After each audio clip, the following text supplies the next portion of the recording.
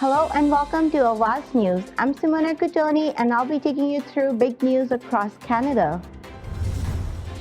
UN Assembly suspends Russia from top human rights body.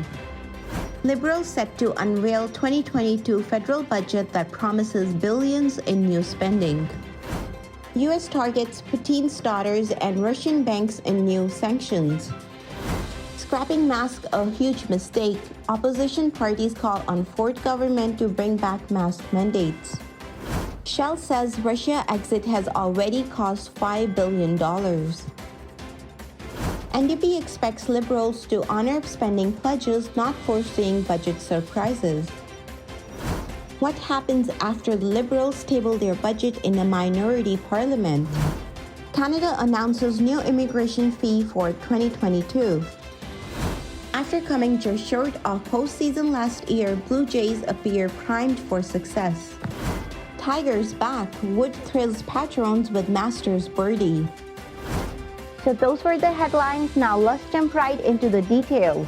The UN General Assembly voted today to suspend Russia from World Organization's leading human rights body over allegations of horrific rights violations by Russian soldiers in Ukraine, which the United States and Ukraine have called tantamount to war crimes.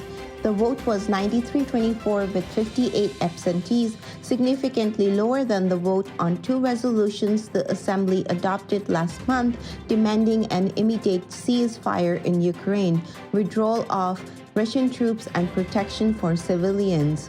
Both of these resolutions were approved by at least 140 nations. Russia is the second country to have its membership rights stripped at the Human Rights Council, which was established in 2006. The federal Liberals are set to unveil their latest spending plan today that aims to balance promises made to voters in last year's election campaign in the pact with the NDP and recently to Canada's global defense allies. Finance Minister Chrystia Freeland is scheduled to table the budget in the House of Commons this afternoon. The economy has fared better than anticipated over the past few months, which along with the higher prices for oil is expected to pad the government's bottom line and help offset any of the new spending to be announced. Speaking Wednesday, Prime Minister Justin Trudeau said the budget would show the country's debts remains affordable, with the debt declining over the coming years as a percentage of the national economy. The U.S. rolled out a new wave of financial sanctions yesterday against Russia that President Joe Biden said would place a lasting penalty on country's economy. Making it personal, the U.S. sanctions singled out at Putin's family, targeting his two adult daughters in addition to blocking two key Russian banks. Biden said that Russia has already failed in its initial war. After the country's forces were turned back from Ukrainian capital, he cautioned, however, that fight is far from over. The penalties cut off all Putin's close family members from U.S. financial system and freeze any assets they hold in the United States. Responsible nations have to come together to hold these perpetrators accountable. And together with our allies and our partners, we're going to keep raising the economic cost to ratchet up the pain for Putin and further increase Russia's economic isolation. Members of the oppositions are urging Ford government to reimpose mask mandate in some public spaces amid growing calls from experts to reinstate the public health measures during the sixth wave of pandemic. In a news release issued today, Ontario Liberal leader Stephen Del Duca said mask mandates are needed in essential indoor settings, including schools, pharmacies, and grocery stores. Ford's Conservatives are still planning to end all mask mandate in a long-term care homes and hospitals on April 27. This is a huge mistake. Mask mandate need to remain until the sixth wave wanes. He called schools ground zero for COVID-19 spread. Shell says its decision to pull out of Russia in response to the country's invasion of Ukraine has already cost the international energy giant as much as $5 billion.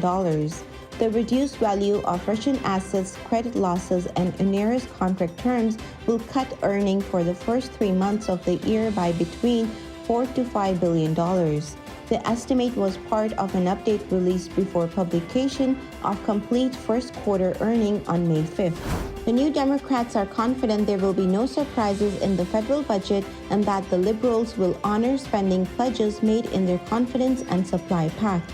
Daniel Blakey, the NDP finance critic, is confident that a string of his party's policy priorities requiring government funds will be in the budget and that the party will not be startled by unexpected omissions. The budget is the first step of the agreement, he said, and the NDP will be watching closely to see if the Liberals deliver on their promises. Prime Minister Justin Trudeau finds himself in a familiar territory today as the leader of minority government that needs support from another party to pass a budget and avoid another federal election. Only this time there's a formal agreement to make sure Canadians aren't going back to the polls anytime soon. NDP leader Jagmeet Singh has promised his caucus will shore up the Liberal voting numbers for this year's budget and the 3-year after that. But the budget still faces a few key votes in the House of Commons. Once the budget has been tabled today afternoon, there will be 4 days of debate on the budget motion put forward by Finance Minister Chrystia Freeland and many as 3 different votes. Canada is increasing fee for all permanent residence applications on April 30th. The fee increase will apply to economic permit holder, family, and humanitarian classes. In 2020, IRCC increased permanent residence fee to account for inflation for the first time since 2002. At the time, IRCC announced it will increase fee every 2 years to adjust for inflation. All amounts are in Canadian dollars. After finishing 1 game short of postseason last year, the Toronto Blue Jays look to have the making of a playoff team in 2022. The team's young core has blossomed, the starting rotation appears stronger than ever, and the Blue Jays have plenty of star power and experience. Walking with the slightest hint of a limp after a devastating car wreck that could have cost him right leg, Wood sent the Masters patron into an uproar today with his first birdie of the tournament. After 5 straight par, he just missed a birdie at the tough number 5 hole when a 15-foot putt lipped out. Woods delivered a vintage tee shot at a par third 6. 72 hole is a long road and it's going to be a tough challenge, he added, and a challenge that I'm up for. Thank you for tuning in. I'm Simona Cutoni and I'll see you tomorrow, same time, same channel. Adios.